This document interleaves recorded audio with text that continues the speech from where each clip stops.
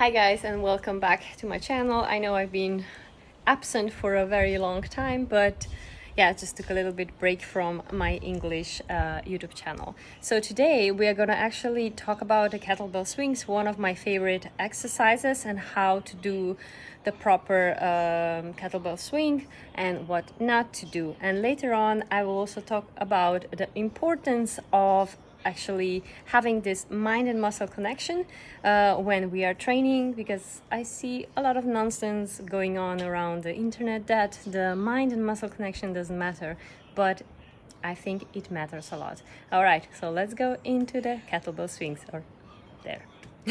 Enjoy. And of course, don't forget to like this video, subscribe to my English channel if you haven't yet.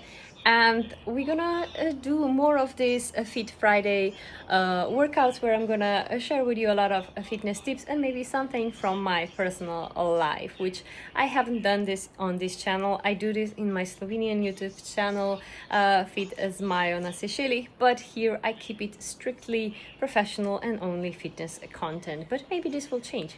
Who knows? All right, thank you so much for subscription, and of course this helps my channel, like everybody knows that already. So okay, now it's time to check the tutorial for the kettlebell swings.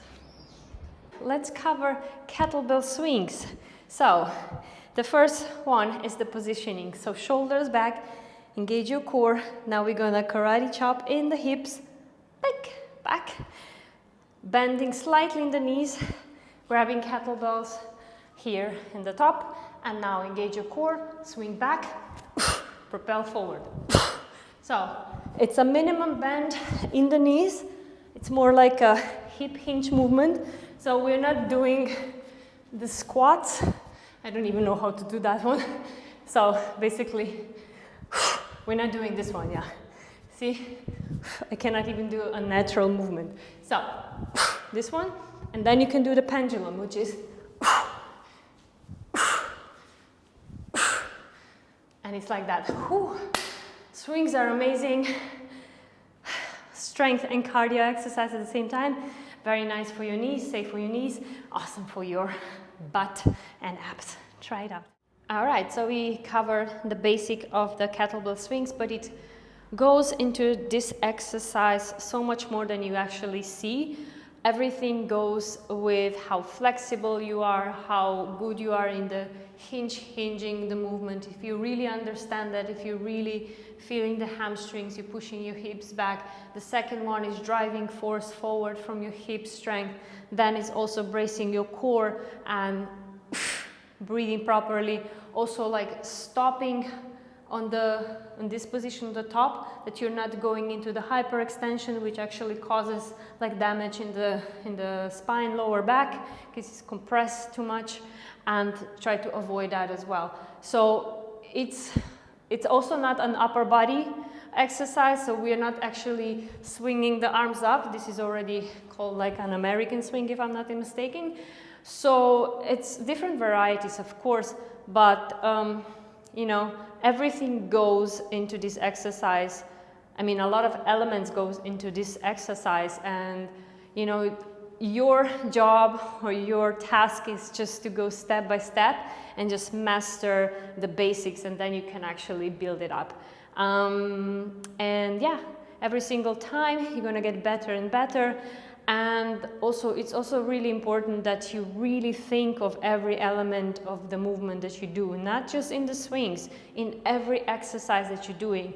That's why it's so important that you don't lose the connection of the core, that you don't lose the connection of the proper form in the upper back, and everything else is squeezed. Once you are training like a unit, like your body as a one whole unit, you're gonna get results so much faster, and you're gonna avoid the injuries.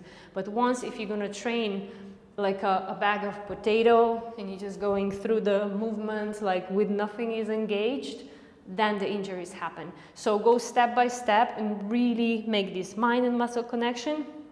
I know a lot of trainers are not supporting this theory, but I am really supporting this theory, because if you're not thinking what your muscles are doing, you really cannot reap the best benefits out of it.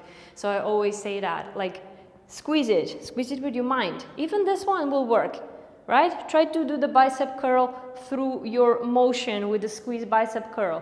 Why that wouldn't be working? Just because you're not putting an external weight or pressure to it, it doesn't mean that it's not working when you're squeezing and you're doing the squeeze through the motion. If I do this for 1 minute, just like that, trust me, my muscles will hurt. So it's also about, you know, how you want to train and how you feel the body, but maybe also in the beginning you won't feel the muscle yet because they're not there yet, they're not developed, but that doesn't mean that are not fully there. Of course we all have muscles, it's just that you're not maybe aware of them. But once you are, then everything becomes so much easier and really great at the end. So focus on the core, proper form, and yeah, you're gonna get results really fast. Okay, I wish you a wonderful weekend.